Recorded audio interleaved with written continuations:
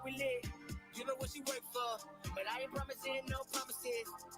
She took me to the back room, gave me what I wanted, then she looked back.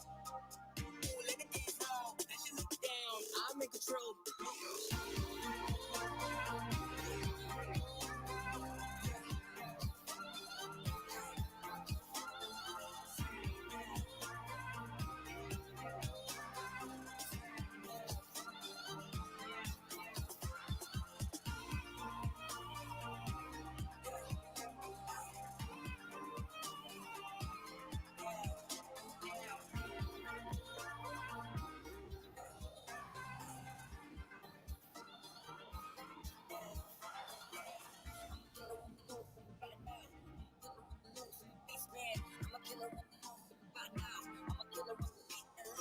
Switching my flow like my name was the Migos. Doing anything for company narrows. Switching my flow like my name was the Migos. Doing anything for company narrows. You can do now. You can do now. You can do now. You can do now. I'm a killer on the loose, got my gun now. I'm a killer on the loose, I'm a beast man. I'm a killer on the loose, got my gun now. I'm a killer on the loose, I'm a beast man.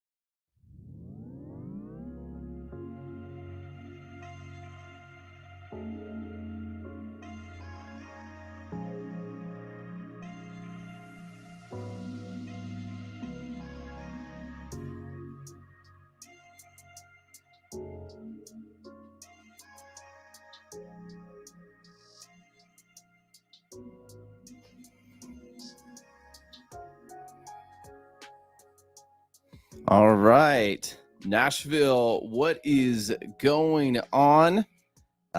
We are glad to see you here on this live stream. And get the music going. This is kind of some nice nighttime vibe right here that we have going on right now. Gotta get that shoulders moving a little bit. Welcome to the live stream. We have a few things that we are looking forward to. First of all, we have the one of the most incredible commercial real estate brokers in Nashville. Tyler Cobble is going to be joining us later in this program, so we are really looking forward to that. Also, we're going to be taking your questions about Nashville. This is a time for us to just hang out and have some fun and answer all of your questions about Nashville. And answer all of your questions about Nashville. Before we start, I hope you have your coffee ready. Let us know what you are drinking, even if it's not coffee. So let us know what you're drinking. You can do that a few ways. You can text us, and you'll see that scrolling across the bottom, 615-392-1358. Got that memorized. It's like I don't have very many phone numbers memorized. Or you can leave a comment and let us know what you're drinking, or a question about Nashville, or you just want to hang out with us and have some fun comments. So I'll go first. I'll tell you what I'm drinking, and I have the cup to as a visual aid. This is Bongo Java, and so the cup and the beans, it's this weird like glass metal it's a really cool mixed cup, combo. man. Like you can drop it and it feels like glass, but it's not going to break. And I have one of their light roasts in there, and it's one of the better coffees that I've had in quite a while. So I got their beans, and so I make it at home. But we might as well we might as well start talking about coffee while we're at it, or some good late night drinks. We've already had some questions come in about late night drinks and everything. So Stuart, what is one of your favorite go-tos for coffee? Let's start with coffee first. So I love the Well coffee. That's a great coffee. I also like Frothy Monkey, but I think recently the most I've gone to the most is White Bison in 12 South. Nice. Yeah. But I'm drinking right now a good glass of water because I can't have caffeine past 5. Ryan Paradise just sent us a photo of this Kentucky Straight rye whiskey. Ooh. That thing looks delicious. Fantastic. Like a really nice logo on it. And then the best Ryan, comment if you can somehow fit into a comment, we'll share it here on here. We're still learning this platform. Yeah. And then another one, my house wine equals sweet tea. I drink a lot of sweet tea. We only do 1 cup of sugar though, so I'm not sugar high all the time. Not McDonald's sweet tea. Oh no, gosh, that stuff is awful. It'll give you a stomachache real quick. And we've got a Nashville newbie in the house. What's up? Risa Page. Thank you so much for joining us. And we are very excited that you are in Nashville. Zach Sweet said moving to Nashville soon. Thank you for the videos that helped to get me to know the city before the move. 3 weeks to go. Congratulations. Man, congratulations. That awesome. is incredible to hear. And let us know, what you guys do. It's a Friday night with not a lot of places to go, which is a rare thing for Nashville, but the once in every 3 year snowstorm really gives us that. We're just here hanging out, and we hope you guys are having a good night as well. All right, so let's get into one of our main topics of tonight that we want to talk about, and that's it. Boom, this right there. Nashville is back in the top 10. Yeah, so Greater Nashville ascended to the top 10 slots in a think tank's annual ranking of the nation's best performing cities, despite the addition of the new factors that weighed in on the city's trajectory. I'm messing up with the words. So let's talk about what this means. Nashville hit a big stride around 2011, 12, 13 as a city as a whole. And then we became the IT city, according to the New York Times in 2015. Yeah, so New York Times named us the IT city, and Nashville was ranking in the top 10, I believe, from the same think tank, which they put together a lot of factors like how is our GDP as a whole, they're even looking at our tech GDP. They are looking at things like housing costs. They are looking probably things like traffic. I don't know. They didn't put that in there, but that's probably a condition. Speaking of traffic, I think we need to announce this on the live stream. We need a live look in at traffic. At traffic. Yeah. We need to. What is a Nashville? A Nashville adventure without looking into the traffic. So we're gonna take Stuart. Tell us this lovely area of Nashville that we're about to take a look at. Yeah, so this lovely area is where two interstates merge on top of each other. You have I-24 and I-40 West, and this is Fessler's Lane. Nighttime, you could see some plow trucks out there, maybe salting a little bit, some tractor trailers. This is, I'll tell you, I have some grievances about this area because I hate this area. On the right, as you're going into downtown, so the right side of the screen is where you're going into downtown Nashville, right where that semi truck is headed north into town.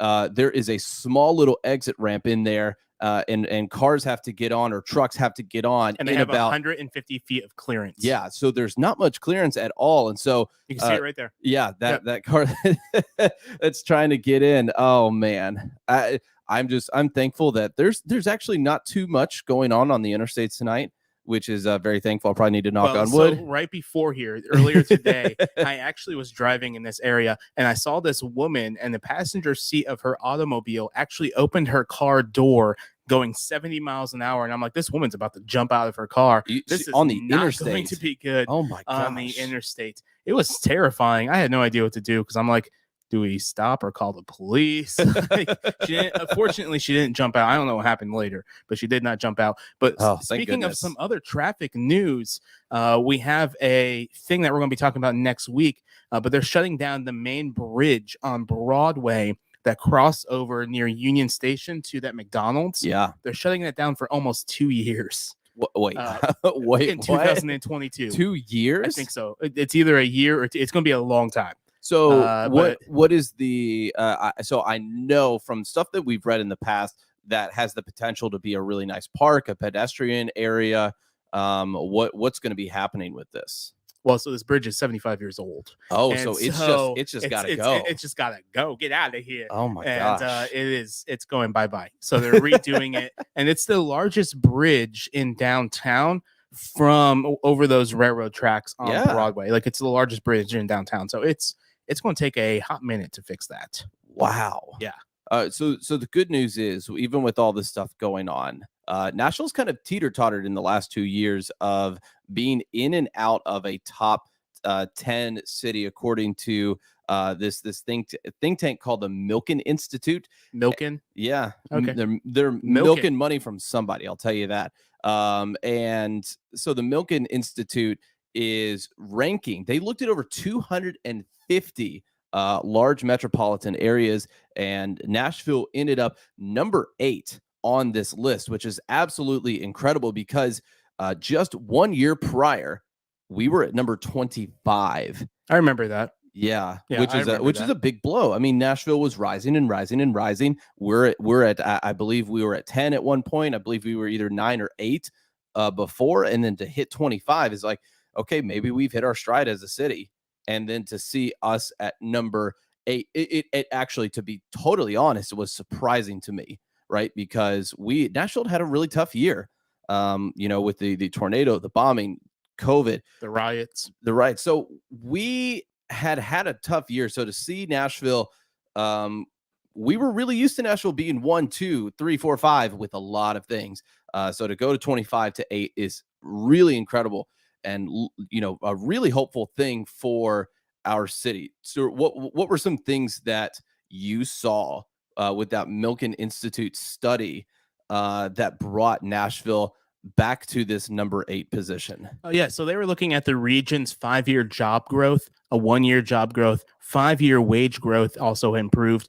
Some other factors they were looking at was the tech GDP.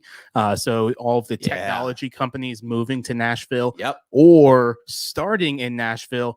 And then some other factors they were looking at were amount of people moving to this city. So there was a lot of factors in this study, and we came in number 8. Some cities before us, Provo, Orem, Utah. I have no idea where that is. I was about to say, a lot of these are cities that you would not expect to be in a top 10. Yeah, Palm Bay, Florida, Austin, Texas, Salt Lake City, Utah is killing it right now. Like, they're just doing a great job. Raleigh, North Carolina, Boise, Idaho, Phoenix, Nashville, another Utah place, and Huntsville, Alabama. Wow. Huntsville, they're downtown because I was there over the summer. Their downtown is expanding. I believe Three Brothers has a location down there now. Yeah, didn't you say it was like just like downtown Nashville, but in Huntsville? It's a small, it's a very, very small area, but it reminds me. Gosh, I'm trying to think of what it reminds me of. It reminds me of Paducah, if anybody's been up in Kentucky, and their downtown and their growing area. Of course, Huntsville has something that nobody else has, and that's aerospace engineering. And some of the most brilliant people in the world live in Huntsville. And so they're Speaking of that, did you see what just happened with NASA? Oh yeah, they're on Mars. They're on Mars. They're on Mars again. Again. It took 6 months to get this little robot to Mars, but they are on Mars again. Yeah, no, I recently even saw like a 360-degree photo from Curiosity, which had already been there before, but it's just kind of resurfacing a lot of stuff for what's been going on Mars. All right, so we're gonna give you a little bit of a forecast for what's to come for us in the next few days. And so we've been very busy. We've recorded a few interviews that we are very, very much excited about. One is we finally got to talk about sports, which is something we don't get to talk about a lot. Sports. Yeah. So Stuart, what was it? We interviewed Chad. We'll show you a little clip from his Nashville story that's going to be aired tomorrow. Stuart, what was one takeaway that you had from our conversation with Chad? I think the biggest takeaway is there is so much competition in the sports world in Nashville, from Vanderbilt football, Titans, Predators, Major League Soccer, a potential Major League Baseball team coming here, the Grand Prix, and then that's not including Belmont University, Lipscomb, MTSU, Trevecca. All of these schools have teams, and I didn't realize beforehand how much competition is in Nashville. Yeah, and it's really interesting to get that perspective. Yeah, absolutely. We're going to be playing a video from Chad. Chad Bishop is his name. He's the main sports beat writer for Vanderbilt University, covering a lot of football, basketball, a lot of the stuff you'll see televised from Vanderbilt, especially their baseball program. And this is the Nashville Story episode. The full episode is going to be up on YouTube tomorrow, so we hope you guys enjoy it. But here is actually Chad's pandemic story for writing sports in Nashville. Take a listen. I'll give you my pandemic story. I was at Bridgestone Arena. Vanderbilt was in the SEC tournament for that first round of games that Wednesday night. And games were getting canceled left and right. And I'll never forget, the public address announcer came on and said, fans, for the remainder of the tournament, no fans will be allowed. And people started booing. And looking back, that's hilarious because there weren't any games after that. They shut down the tournament, and then they shut down the sports world. So it was a very uncertain time for everyone. I know that's a common phrase, these uncertain times, but it was. I mean, when are games coming back? Are people still aren't allowed at games, right? I mean, Vanderbilt has had very, very limited attendance when it comes to sporting events. So it's like we kind of caught our breath, for a month or two, speaking from a Vanderbilt perspective. And then we just started to, tell stories. How is this person dealing with it? How is this team dealing with it? This young lady's a nursing major and also a star soccer player. So what's her perspective? Or this, young lady is going to be a doctor and she's also on the swimming team. So sort of things like that, talking to some medical professionals who are involved with sports, sort of telling those stories. And then slowly practices began again. Schedules started to come out. Things they got canceled, and then they got scheduled. And then they got canceled and postponed and canceled. I mean, week in and week out it changes. But it was just sort of like treading water, for a little bit, not really sure which direction we were going to go. But things have started to return and started to be a little bit maybe as normal as they can be without fans around. All right. So that full episode will be up on YouTube tomorrow. Again, that's our Nashville story with Chad Bishop. So if you don't have your notifications on for YouTube, make sure to turn those on. Also, want to let everybody know that we are doing some Nashville Q&A at the end here. So if you've got any comments or questions or everything, I see some questions down in our comments. We will be answering those. And we've kind of compiled a list of all the questions that are coming in. We've also gathered some from Instagram. We put something on our stories yesterday asking what you want to know about Nashville, especially if you're just moving here. There's probably tons of stuff that you want to learn about the city that we just haven't gotten to yet, because there are tons of things to do in Nashville. Now, one thing that I will say is pretty cool that Stuart and I got to do today is watch people sled. We didn't bring a sled. We get to watch people sled on Capitol Hill today. That was a cool experience. It was so much fun because there was, I would say, maybe 30, 40 people in general. Some people were using storage container lids. Some people were using boxes. Another person was using a cookie tray. That was really interesting. It was like a little like 9x13 cookie tray, and he was using that. Some people were using air mattresses. Another person was using like this blow up like doll type thing, and not like a blow up doll, but like it was like this blow up. It wasn't an air mattress. I don't know what it was. But I saw so some people, I think they just bought the storage containers and the lids that went with them. And some people were using the storage containers and some people were using the lids. But here's one thing. Stuart, you're from up north, so it's harder to sled down here in the south. We talked about that on our Instagram live stream earlier. We just don't get the snow you get up north. Yeah, so one thing that's really interesting is so if you go to Capitol Hill, if you're passing Capitol Hill, there's two slight like big hills. One's near the Capitol, another one is below the Capitol. And you go down the hill and then all of a sudden you hit a patch of grass and you're like, oh crap, I'm gonna come to a stop. And then you come to a stop because that patch of grass stops you. And we saw people, there were a small little road separating two hills on Capitol Hill. And so they would go across the road and then over to the next side, slide over. And I've seen some really bad stuff when that happens up north. But the thing up north is if there was a patch of snow, people would be gathering snow constantly, compacting it together, making it as slick as you can. I wouldn't even be surprised if there's people up north, and I've done this in the past, is I would get out a garden hose and I would literally hose the entire hill just so you can fly down that hill. I've done that. I did that with buckets and water. The hose wouldn't reach, so I had buckets and water. And another thing up north is we would play demolition derby, and so we would have two sleds and we would run down, like we'll literally run, jump on the sled, and then hit each other. And combined, we put a few people in the hospital doing that one. And I did see there was a little graveyard, if you will, of retired sleds from all those activities, and I did see like a tube, like you would go out on the lake tubing. I saw one of those there for sure. So I know some people were having some major fun over there. It looked like a blast. I really wanted to do it, but we didn't have a sled. So you know what? We're just going to stop pretending like we're the experts of places to sled in Nashville. We're going to go and check on a Nashville native to get his opinion on it, and also commercial real estate broker and YouTuber now, Tyler Cobble. Thank you for joining us, Tyler. We appreciate you being here, and you can probably give us some perspective on the best places to sled in Nashville. Oh, absolutely. I'm a pro sledder, that's for sure. We're trying to figure out, is that better? There we go. That's great. You look awesome. Where are the places? Do we know Capitol Hill? Capitol Hill's great. Where are those places that we don't know about? Oh man, there's a church in Green Hills that sits up on top of the hill. I think it's Calgary or something like that. I mean, it is a trek to get up to the top of that hill. So I would say that's definitely a good one. But when I was growing up, we always just sled in our front yard.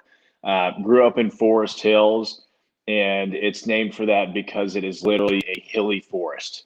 So we very creative there.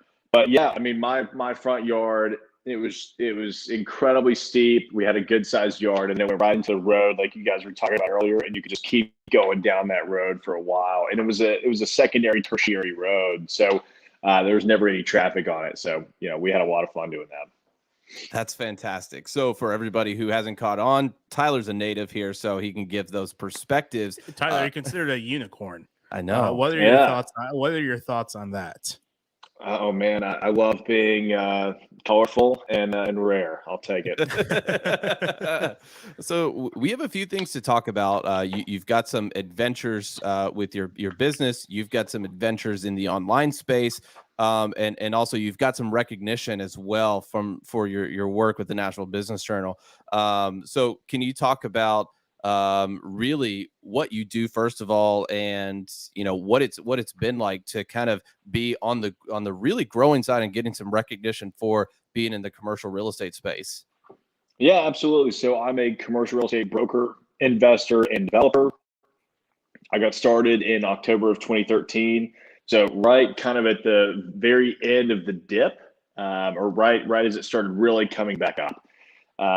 Commercial real estate lags behind residential, 12 to 18 months. So residential had already taken off at that point.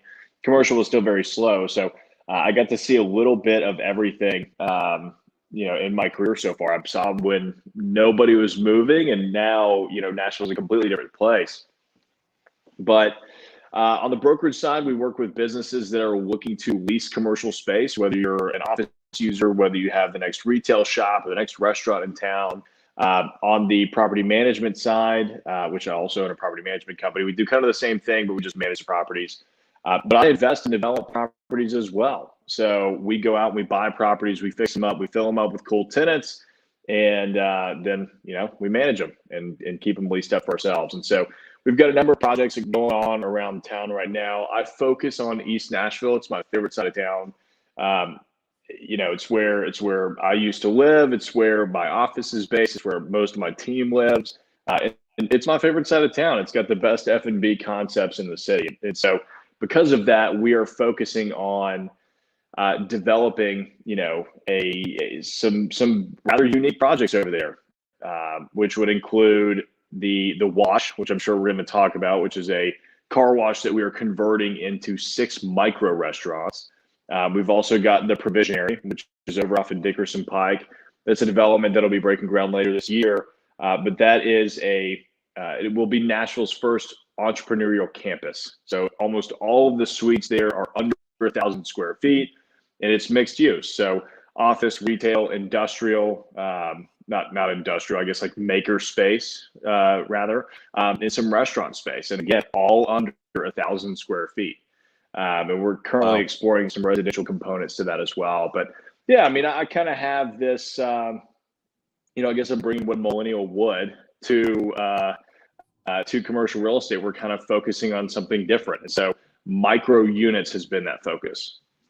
Wow. So micro restaurants, maybe even some micro creator spaces as well. Tell us more about the micro restaurants. How does that concept work with micro restaurants? Is that going to be something to where what kind of access do we have if I were to drive up to a micro restaurant? Yeah, totally. So a micro restaurant, at least what we're doing is essentially a retail facing ghost kitchen. So ghost kitchens have been catching on the last couple of years. Basically, if you don't know what a ghost kitchen is, it is a ghost kitchen. It's a kitchen that doesn't really exist, right? So it doesn't, you can't go in there and eat, but they are designed to deliver and operate as to-go restaurants. So they do very well on Uber Eats, Postmates, et cetera.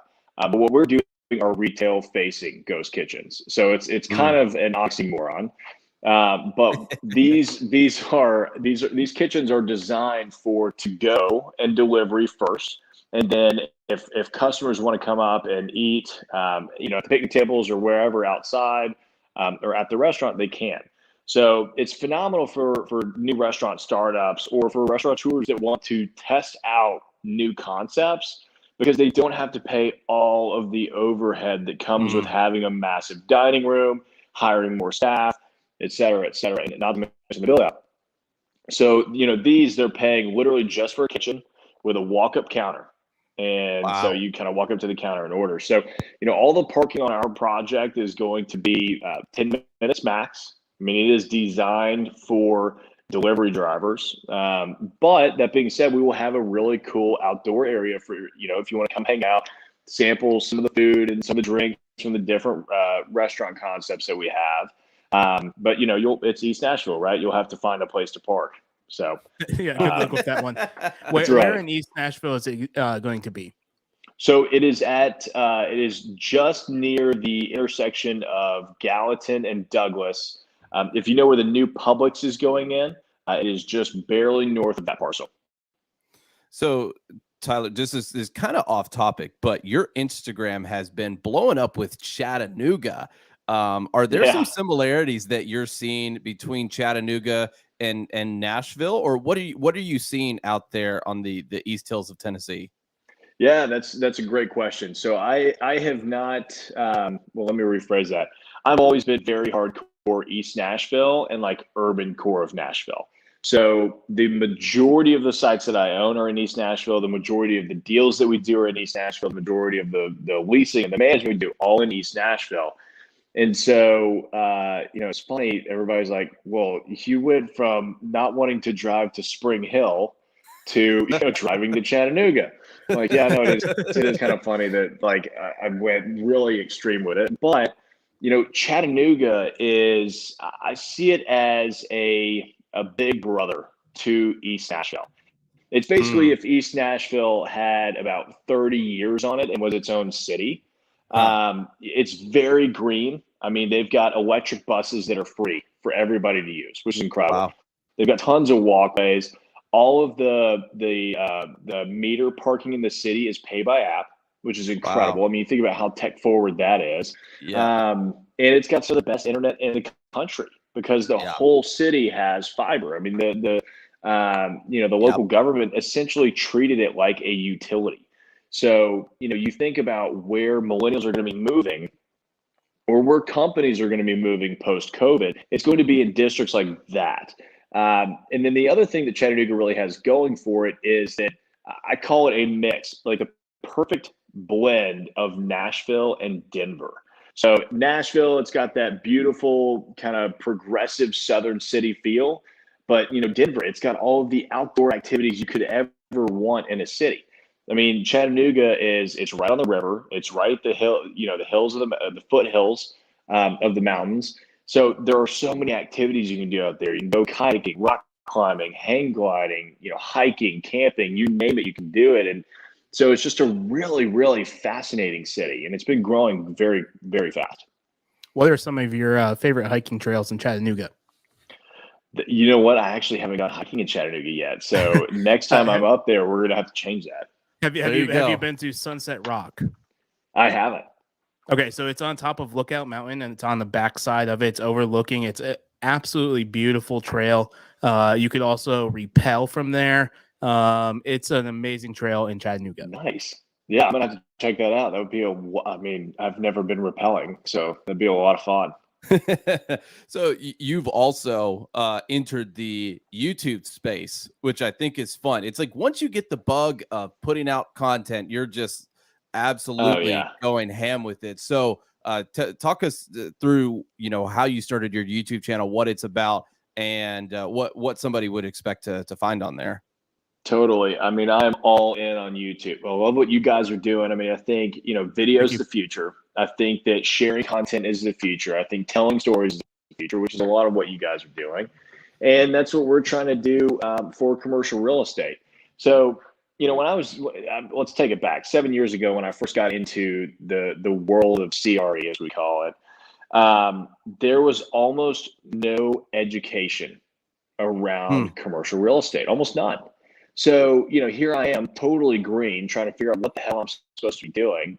And I can read a book that some guy wrote like 10 years ago off of Amazon, and that's about it. And so, the thing about commercial real estate, there are very few commercial brokers that are needed, because think about how often the AT&T building downtown is going to come up for sale, right? Like very once rarely. every 10 years, yeah. Yeah, right. Like it doesn't happen very often. And how often are people going to be buying, businesses or opening businesses? So you think about like residential. Almost everybody has the opportunity to buy a home. but not everybody owns a business where they would want to buy commercial space. It's a much smaller pool. So when you start going to these established commercial guys and try to learn from them, more often than not, they don't want to teach you because they feel like they're breeding competition. And so that always just kind of rubbed me the wrong way. And I've always enjoyed teaching and giving back. And so a few years ago, I joined the Real Estate Investors of Nashville as a board member and started teaching some classes on commercial real estate. And it's been a thought in the back of my mind for a long time. Like, man, let's do a YouTube channel. I really want to do a YouTube channel. I've always been a fan of doing that. I owned an 87 Bronco at one point, and like every time I had to fix anything, I'd go to YouTube and just watch a video of it. It's pretty remarkable how much I learned just from that. And so when the pandemic hit, it was like, I spent 99% of my time outside of the office. And I went from that to spending 100% of my time in the office with my phone not ringing, didn't have anything to do. So started really focusing on getting everything done and caught up, because, when you're in sales, you've got so much stuff going on out here. You got to come back and right the ship. And then figured, let's start focusing on content. So I started writing 3 to 4 blog posts a week. Wow. And eventually I was like, let's start turning these into videos. I'm already writing a script basically. Yep. So grabbed my AV guy who I hired the week before the pandemic hit. So talk about Wow. Yeah. Oh, perfect timing, man. And I didn't know if I was going to have enough work for him when I hired him. I just knew that I wanted to have an AV and motion graphics guy on the team. So, that hits and we just start recording videos every week. And so we've released, I guess, over 45 videos now. Wow. Started back in April. Now we're doing some live streaming. We're doing some weekly shows. I've got a couple of podcasts that we're doing that they're, going out into YouTube, and then we're taking that, pulling that audio and sending it out to podcasts. About to start a news show that we're going to be doing once a week on updating, on commercial real estate news. Yeah, really excited about that.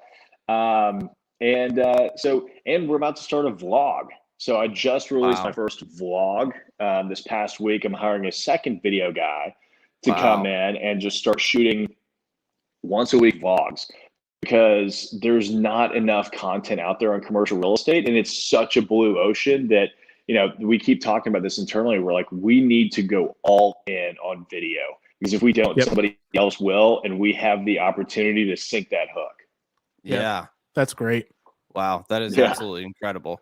All right, so we can't get out of here without talking about some Nashville food. So you're in East Nashville. We have somebody who said they just moved here. They're living in East Hill. And so we've got to hype up the East Nashville food scene. Where are a few of your go-to places for East Nashville whenever you're feeling some good lunch or dinner? Go to number 1, East Side on me. They have one of the best sandwiches that you will ever have in your life. I didn't realize that I was missing such a big chunk of my life before I had a banh mi sandwich. Wow. Yeah. I've got buddies who've moved here from Chicago. They were like, that's the one thing that I really miss is a good banh mi sandwich. So that's phenomenal. Redheaded Stranger has some of the best breakfast tacos you'll ever have. And while the breakfast tacos are great, get the burger. Their green hatch chili burger, that is one of my favorites for sure. You want to take an old school deli, go to Tower Deli, or Mitchell's Deli. You can't go wrong with either. Those are great spots. And then one spot that I've been going to quite a bit here recently is Joyland. That's Sean Brock's latest concept in East Nashville. He opened it up in the middle of the pandemic, and of course he's crushing it. It's a really cool modern take on old school fast food, and I love how they've approached it, because it doesn't come off as fast food to me. It comes off as that old school diner. It's really, really cool. So East Nashville has some of the best F&B, and it's been rough over the last year just because of the tornado. There's a lot of stuff that got destroyed that still hasn't reopened. And so, but fortunately, we still have some great restaurants over there that are crushing it. Yeah, awesome. Tyler, where can people follow you buy your book, watch your content. Where is all of that stuff located? Yeah, absolutely. We didn't talk about the book at all, so I won't plug that. But follow me on YouTube, Tyler Cobble. My name is Cauble. Pretty easy to find me there. And then if you want to actually interact with me, follow along, see what's going on behind the scenes, follow me on Instagram at commercial in Nashville. That's commercial_in_Nashville. I'm pretty consistent on shooting out updates there, and I really show pull the curtain back and show the behind the scenes of commercial real estate, both in Nashville and now in Chattanooga. Awesome, Tyler. We hope you have a good rest of your Friday night and have a great weekend. We appreciate you, man. Thanks for coming on the show. Absolutely, guys. Thanks for having me on. This was great. Absolutely. Happy weekend. See you, Tyler.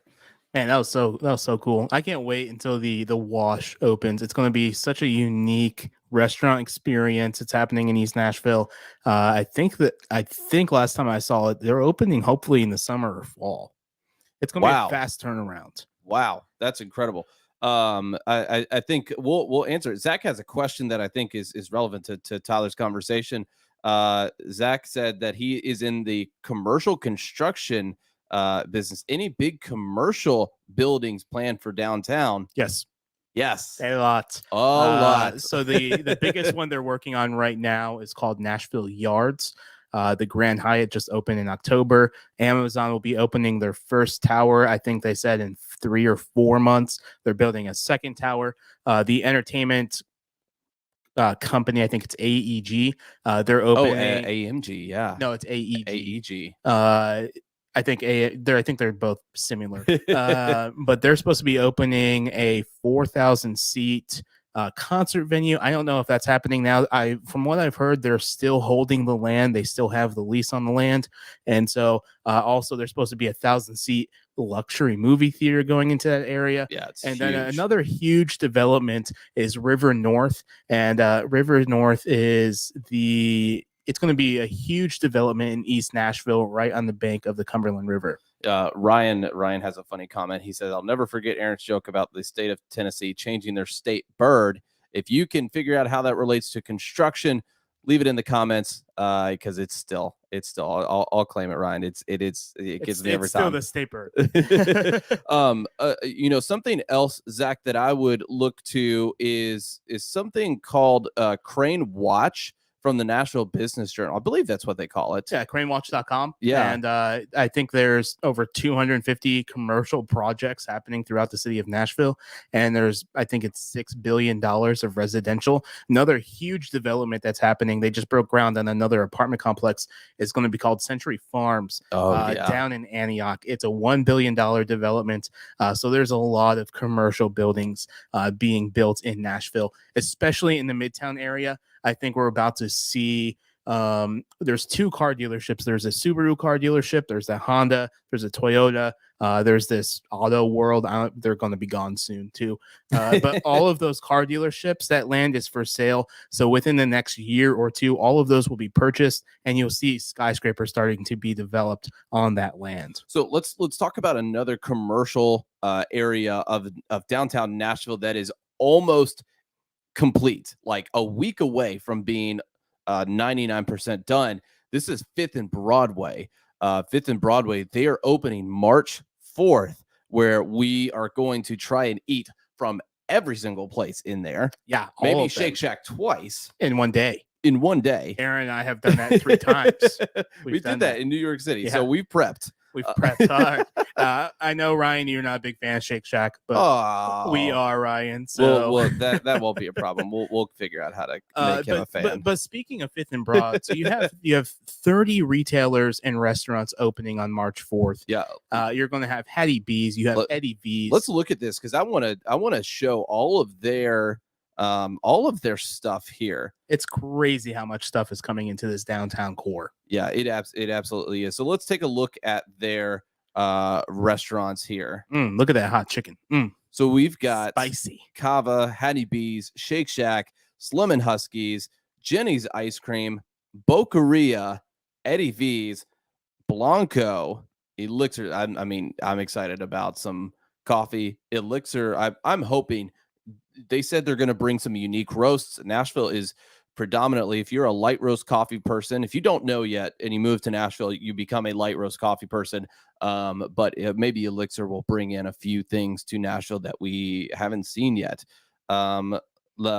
Stuart, you got this one?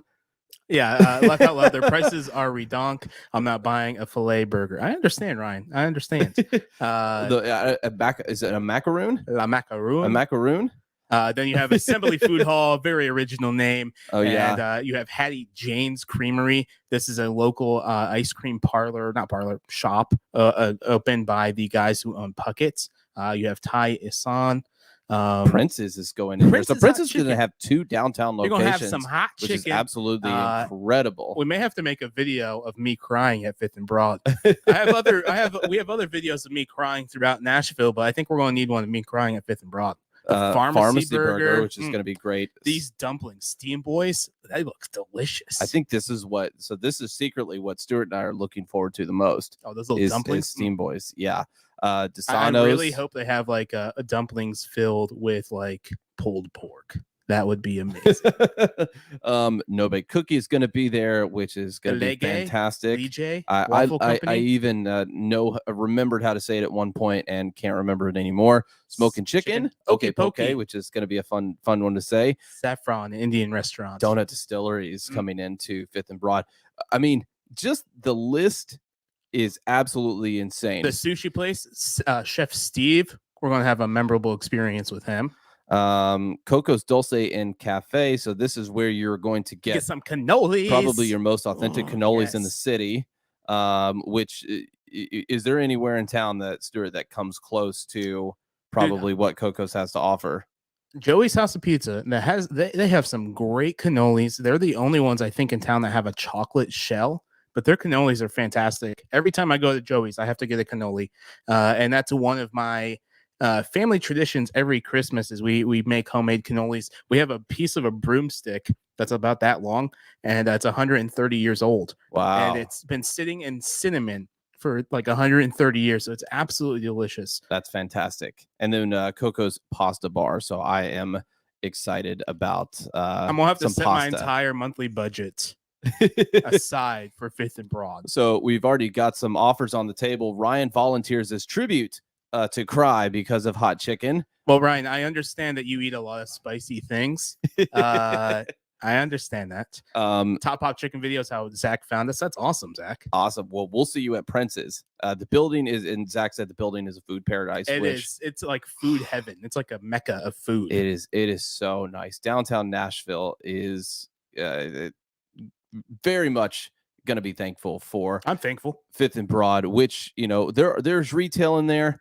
Nothing excites me about the retail in there. The Apple Store. Except for the Apple Store. Apple Store, whenever it comes in. It's interesting because the Tennessean and some other news outlets have been really promoting like the behind the scenes of Apple Music. So it's definitely coming into downtown. Also, the National Museum of African American Music is there. Super excited about that. Excited to go in there. We went to the grand opening of it, just the announcement of the grand opening of it. So and you can watch that on our IGTV on Instagram, XPLR.NASH. Yeah. So also, before we transition into our Q&A, we want to let you know of our next Music Monday. Of course, that is coming out on Monday. We had artist Kara Frazier on, and so we're going to give you a little bit of a preview for Music Monday. She's talking about her new release. So want you to see this. The video will come out on Monday, so make sure you have your notifications on for YouTube. But here's a little bit of that segment with Kara Frazier. Your latest release is the Deja Vu Sessions. First of all, did you realize when you named this, there's a Deja Vu in Nashville? And let's talk about this latest EP. I think I realized that after the fact, but that's fine. You're like, oh, whatever, it's fine. Maybe they'll play the song. Oh man. Yeah, but this EP was so much fun, and it's crazy because we recorded it in a matter of like, oh gosh, I'm going to say 2 hours total. Wow. We had one hour rehearsal the night before.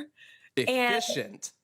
It was so live that, it was crazy. I had never done anything like that necessarily. So it was a big stretch for me to have to be like, okay, any, I guess preconceived ideas that I have about what this should sound like, just throw them out the window and just do what I know to do.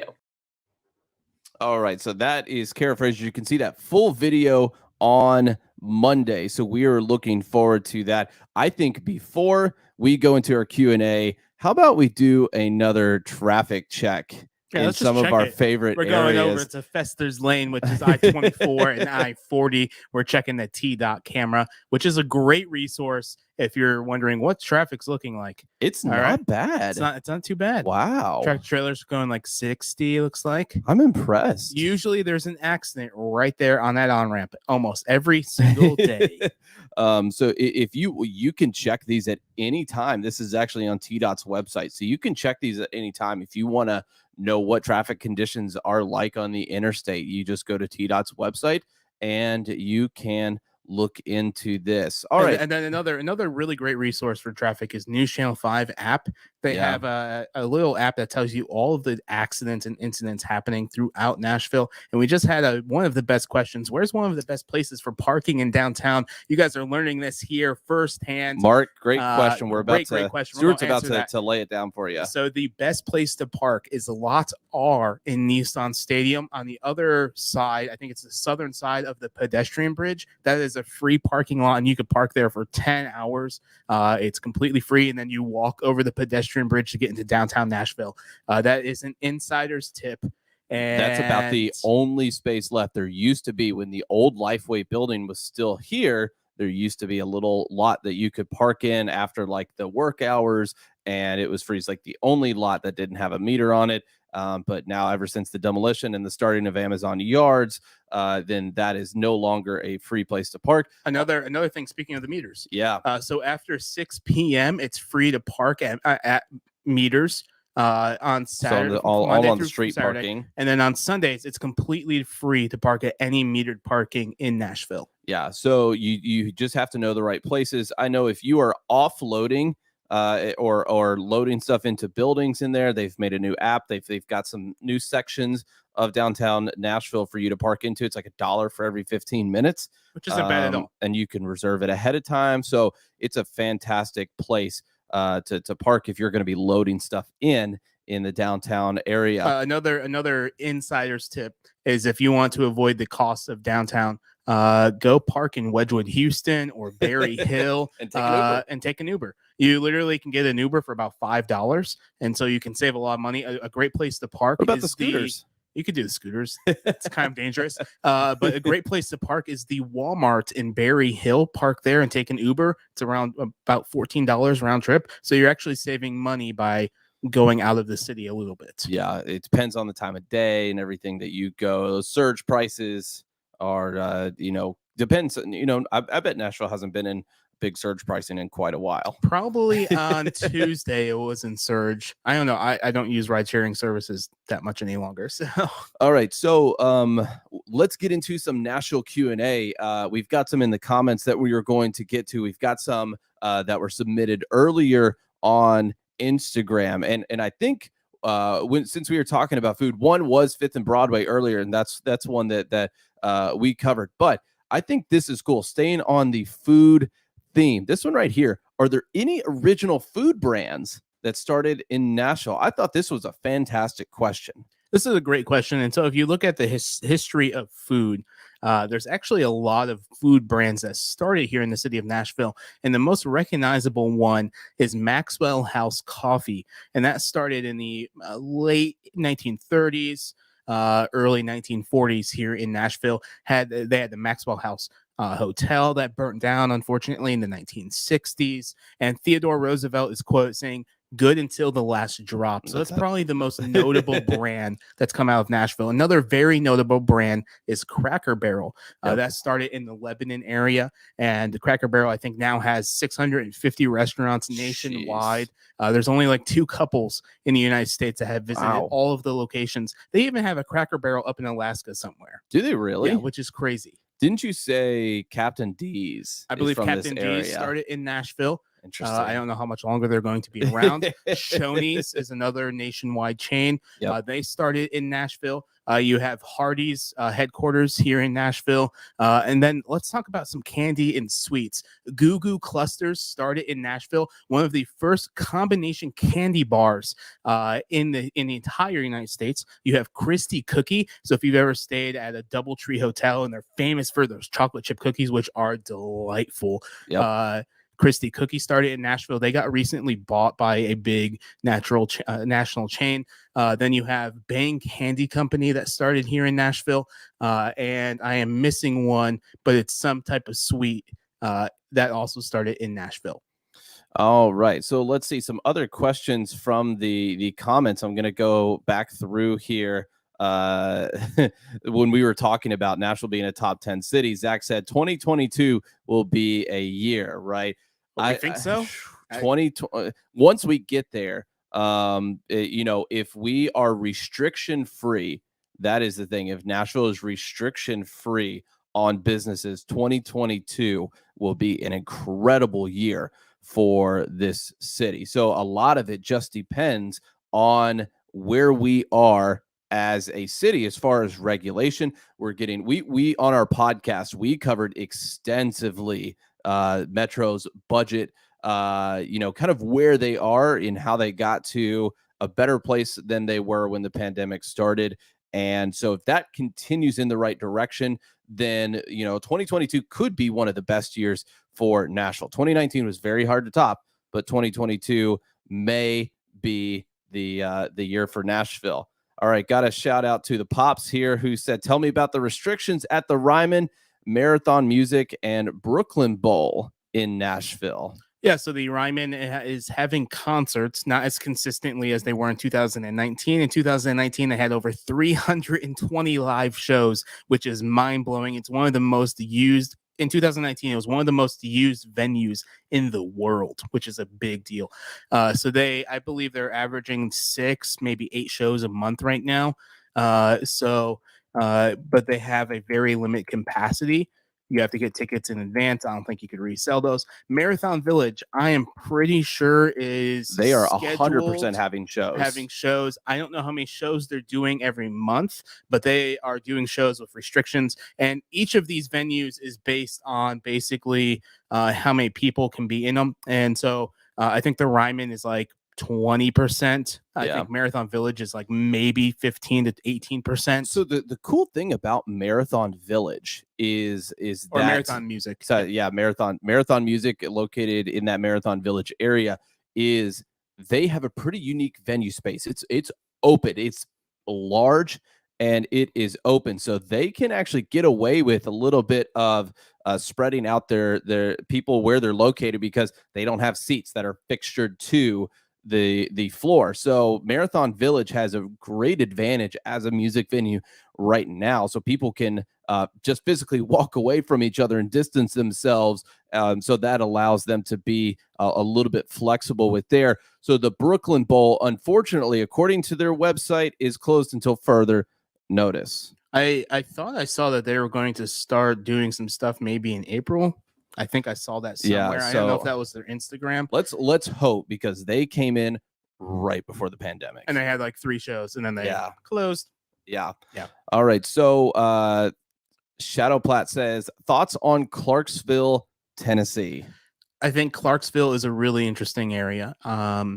Let's talk about some of their recent recognition. Yeah. And some recent people that have, or companies that have moved there. Yeah. So Google just moved a huge data hub there. I think that's the word for it, a data hub.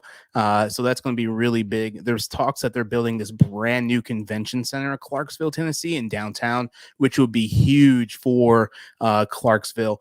There's a lot of small businesses that have opened in that main area. I do not know how they're doing since the pandemic. They may have less restrictions in the city of Nashville. It's really interesting in Montgomery County because you have 2 mayors. You have the mayor over Montgomery County, and then you have the mayor of Clarksville. Yep. And from what I've heard through the grapevine, they don't get along that often. And so it's really interesting seeing that balance. And we saw the same thing in Franklin and Williamson County. Yeah. So Nashville, Davidson County is one of the only and first county city government, so we don't have that headache that back some in other like counties. 1961 or three, so. yeah. So I will say this: Clarksville is in a better place than they have been in years past. Clarksville's downtown is almost just sitting there ready for it to be developed. Clarksville's downtown has a great community feel. They're doing a lot of things. That new park that they've built kind of at the top of the hill is incredible.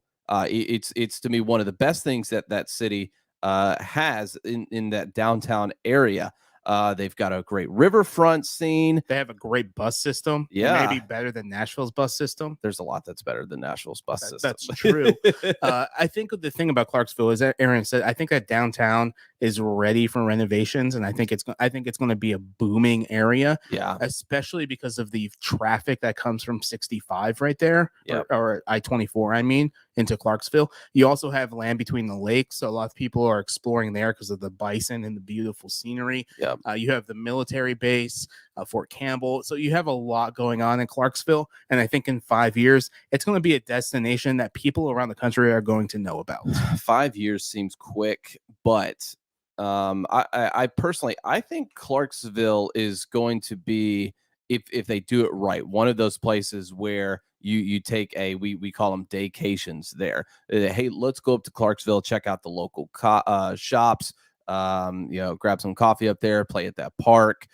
It's not there yet, but I think that's what it could be. That downtown area is really going to be, it's a very local place, but that downtown area I think could and has the ability to hold a lot of traffic and foot traffic and a downtown scene. I mean, all of their shops are 2-story shops, so you can have a great kind of live, work, and play environment in that downtown area.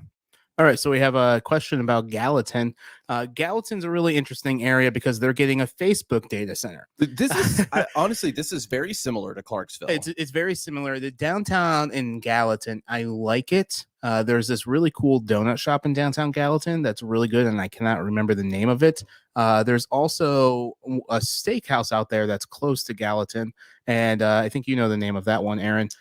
Yeah, it's like Marina something. Yeah, there's a tremendous steakhouse. But I think Gallatin is going to see a major development in downtown, especially because of Facebook. They're estimating because of Facebook moving there, 2 additional companies, like not 2 additional companies, but like the math equals basically 100 different companies are going to be moving there because of Facebook. So up in that area, there are a few places. There's Gallatin, there's Goodlettsville, there's Madison, there's Bloodshow State Park. So out of that area, I think, and Hendersonville, I think is my favorite area out of everything out of there. Madison and Gallatin are kind of right under there, and then Goodlettsville would be the last out of those places. But Gallatin it's small. It's not very touristy. There are a lot of people who commute in and out of Nashville that live in all of those areas. I mean, if you were on the interstate, it's 10-15 minutes from downtown Nashville. So you really have a good option to live in somewhere that right now is still much cheaper than Nashville. Has a kind of quiet community feel and is going to be growing because of that Facebook data center. So many jobs and it's going to be improving because it's so close to Nashville. All of these options, all of these places don't have any other option but to invest in the communities to get better, more housing, and continuing to build cool things in those areas. Another question we just received from Mark Donati. Sorry if I messed up your name. Where are some places that play live music that are not solely country this is a music? Great question. One that comes to me immediately is the listening room. Yeah. So the listening room is a singer-songwriter area, which you can see songwriters who are writing for a lot of country artists and a lot of pop artists also that live there, but it's not solely country-based. So you're seeing very raw singer-songwriter sessions is what you would call there. Stuart, one of the things that comes to mind before we go way off of the country music place, there is a place in the Gulch, and I can't remember the name of it. I believe you will. That plays bluegrass music almost continuously. Yeah, so this is called Station Inn. It's a venue that's been open, I think, for 48 or so years, maybe 50 years. And they are the only bar in the world that plays live bluegrass music every single night. It's supposed to be absolutely incredible. I've seen their live stream once or twice, but I have never actually been to this venue to listen to music because it's a very small venue. Another one that's like a rock bar is Bowie's, which that opened at the beginning of the pandemic, and I have not been there, but they do a lot of rock music. When the Brooklyn Bowl comes open, they're going to be playing a lot of stuff that's not country. The Ryman Auditorium actually plays a lot of stuff that's not country. It's going to be rock, blues, jazz.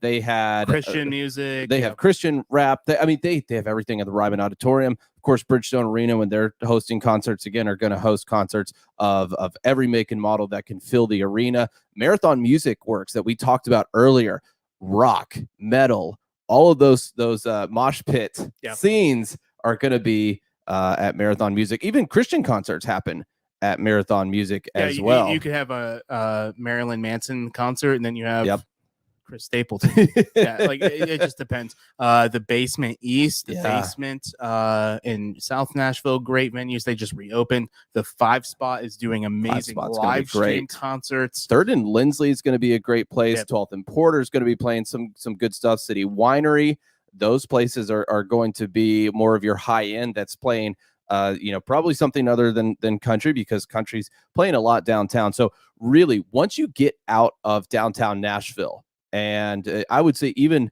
half a mile to a mile out of downtown Nashville, the places that you see are mostly going to be singer-songwriter, rock, blues, anything outside of there. And in downtown Nashville, we can't forget about BB King's. Yeah, BB King's. I don't know if they're open right now because of the bombing on 2nd Avenue. Right. Which there's a lot of controversy with some businesses down there right now. We'll be covering that later on Nashville Daily Podcast next week. And then another big thing that happens is Whiskey Jam. And Whiskey Jam happens in Midtown. And this is a country-themed type concert, but it happens every week in Midtown. Some of the biggest artists have started in Whiskey Jam. You also have, I think it's called 615 Revival. That happens in Demumbrian Hill. So you have a lot of these like weekly type shows with singer-songwriters happening in Nashville. And then another really cool place is Puckett's in downtown Franklin. I believe Fridays, Saturdays, and Sundays they do live music, and that's just a great experience to go down to Franklin. So let's talk about this, because this kind of overlaps. We got a question on Instagram that said, what are the best small bars with best vibe and music? So we can most of these places that we mentioned are going to be your very small price ticketed places that are playing music that's not country music. So your City Winery, your Listening Room, 3rd and Lindsley. 12th and Porter's not as much like a sit down restaurant. It's got more open space in it. But yeah, a lot of these places overlap. So 6th and Peabody, they do a lot of live music. They have this great outdoor venue. Especially in the summer and springtime. 6th and Peabody may be one of the coolest places to be in downtown. Also, with a little bit of a different vibe, because one of the things that I like about New Orleans is they have a lot of the piano bar and jazz bar feel with many places that you walk into with their hotels. Nashville does not have that yet. I think they will. But dueling pianos in Nashville is absolutely incredible. I don't know if that exists any longer, because that was in the building with Paradise Park. We'll have to check on that. But that was amazing. I love that place. I would go there on a Friday night, sit there for 3 or 4 hours, and these guys, it was so much fun. These guys were so talented that you could request a song and they would play it almost immediately. Yeah. So I think Nashville will be getting more piano bars as these luxury hotels are coming in. Nashville is definitely going to get more of these piano bars. And speaking of bars, we got this question on Instagram as well. What are the lesser known cocktail bars in Nashville? Cocktails are an amazing thing here in Nashville. Cocktails can price range from $9 to $31. Depends on how big of a budget you have. If you're traveling to Nashville and you're like, man, cocktails are $26. Yeah. That's a reality. Oh yeah, it is. So some of the best places for cocktails: Husk over on Rutledge Hill. This is in downtown. They have amazing chicken. They have great catfish, Burgers. They burgers. just have good food Just in general. really, really good food. That's an area I'm really excited about because that may be the second largest skyscraper going into that Rutledge Hill area. Yeah. We'll be keeping you updated on the Nashville Daily Podcast. Another really good one in East Nashville is the Crying Wolf. I've heard good things about And their burgers too. I've heard great thing about their burgers and their cocktails. I've had their mint juleps there before, and they were delicious. So one thing in East Nashville has a lot of good cocktails. There's a place called Attaboy, and I've heard a lot about them. But it's they are apparently an offshoot of a Lower East Side Manhattan speakeasy. So if that's kind of your vibe, then Attaboy is going to be a good place for that. Ember Ski Lodge in 12 South is a great experience. They have mixologists there that are award winning, and it's a small little place off the 12 South neighborhood.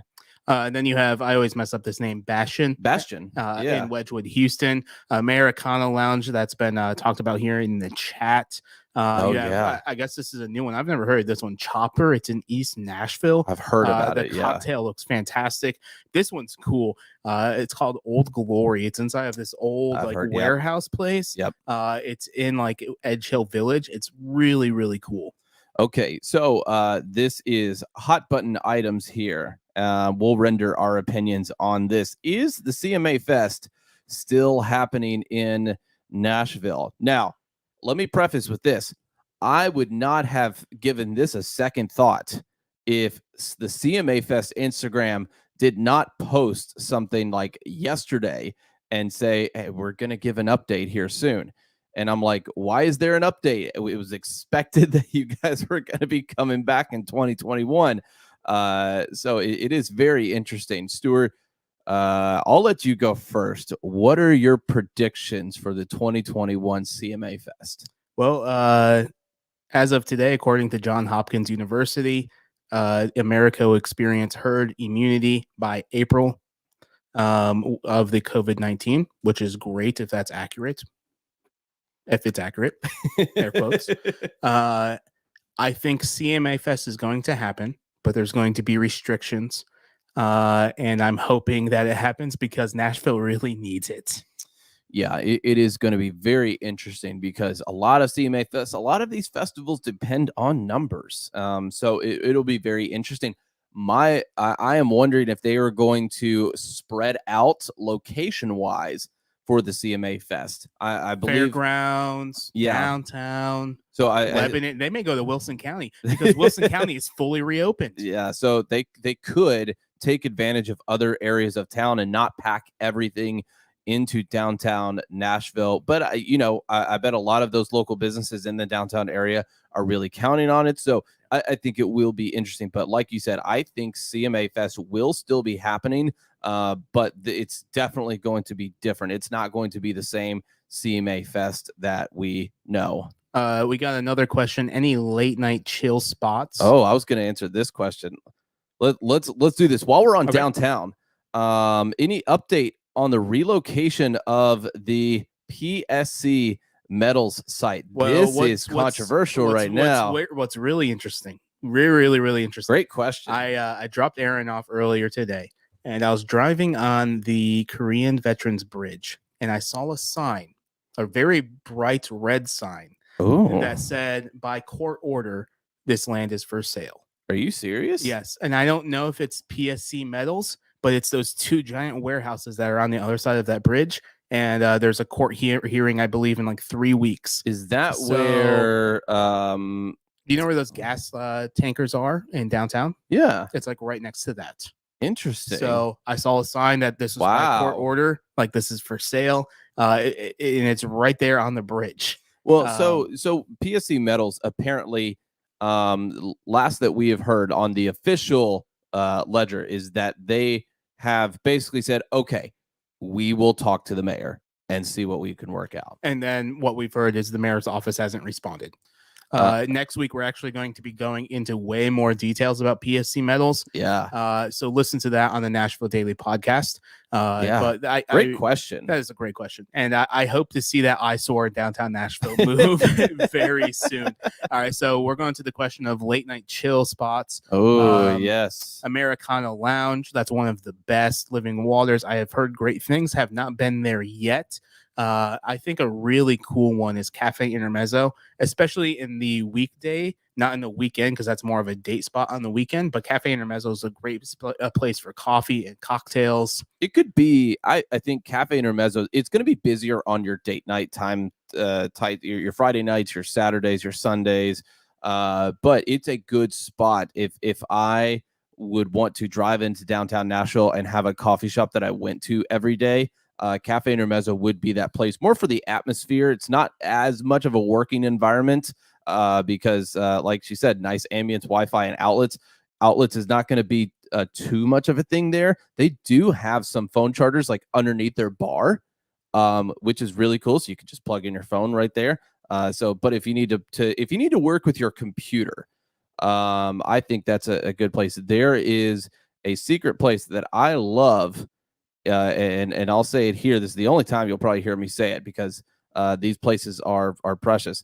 There is a Starbucks in downtown Nashville in the Gulch that has some of the best Wi-Fi in the downtown area if you want to work.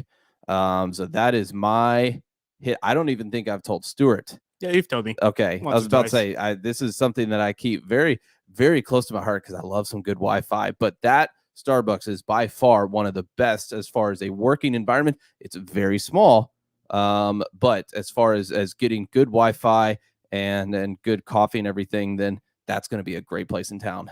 Well, another really good place, but unfortunately they're not open late nights. But we went to this place recently. It's called Stay Golden in Berry Hill. It's a really cool place to go and work. Like it's this open warehouse concept. You can see them roasting the coffee. Yeah. But they're open 7 a.m. to 5 p.m. Monday through Friday, 8 a.m. to 3 p.m. Saturday and Sunday. But it's a really, really cool place to go work. And then another place, I don't think you can get a lot of work done here, but it's not Cafe Intermezzo, Plaza Mariachi. Yeah. If you're looking for a unique experience in Nashville with mariachi bands or Arabian Nights, Plaza Mariachi is a really cool place to be in South Nashville. Okay, so let's do one more, and this is one of Nashville's most iconic buildings. You know it, you love it. It's the Batman building. You can see it behind Erin's head. It looks like it's popping through his hat. It is right up there. So this AT&T building, aka the Batman building, used to be before that it was Bell South. That's right. I couldn't remember who was there. This did not always used to define the Nashville skyline. This came in 30 years ago. Yeah, so in 1991, construction or ground was broke for this building. It was finished in 1994. During construction, there was a bad windstorm that came through Nashville, and one of the cranes in the top actually fell down into the atrium, and they had to redo the entire atrium. Oh my So gosh. that delayed construction a little bit, but they do have this beautiful atrium. It's like this garden type atrium. They have a full-blown cafeteria. It's great. It's a great food court in there. You can get a $2 slice of pizza inside of that cafeteria. Imagine if they had a fantastic. Chick-fil-A in there. That would change my life. Change my life. But it's the tallest building in the state of Tennessee right now, 617 feet tall. I don't think in 5 years it's going to be the tallest building. I think it's going to still be in the top 10. I don't think it's going to be the tallest, but it's a really unique building. I've been on the top 32nd floor, and it's a really great view of Nashville, the Nashville skyline, and I believe it's actually for sale within 2 years, so it may not be the AT&T Tower any longer. Oh, so those rights come up in 2 years for the naming of it. Wow. Yeah, so AT&T may purchase it. They occupy, I believe, I think it's 50% of the office space. I think altogether in the AT&T building, I think there's over 30 companies. Wow, that is absolutely incredible. All right. Well, we appreciate you guys hopping on this live stream with us. We love hanging out with you guys and, answering your questions about Nashville, learning what you love about this city, and hearing the news that either you're moving or you're about to move or you're visiting. Yeah. But many people, they visit And then they move. Yeah. So It's great. keep that in mind. We hear that story all the time. So that's probably many people's story in here. All right. So our Saturday Nashville story that will be out tomorrow on YouTube. Make sure you have your notifications on for that. With Chad Bishop, we're going to be talking sports. So if you want to learn about Nashville sports, if you don't know a lot about Nashville sports, I didn't. This is going to be great for you to learn about the environment of Nashville sports. And we do get a little bit nerdy in there with sports. So if you are a sports fan in Nashville, you're definitely going to want to tune in as well. So thank you guys so much for tuning in for that. We loved hanging out with you guys. If you have any questions about Nashville, make sure to go follow us on Instagram, XPLR.NASH. We answer every single DM we get. It may take us a second, but we answer every single DM that we get. You can comment here on YouTube. We try answering all of those. You can also text us at 615-392-1358. We had some great questions coming in from there, and we were able to respond to those text messages relatively quicker compared to some of the DMs. So make sure to go follow us. And then Music Monday on Monday. We'll see you guys soon. All right. See you guys. Have a great night.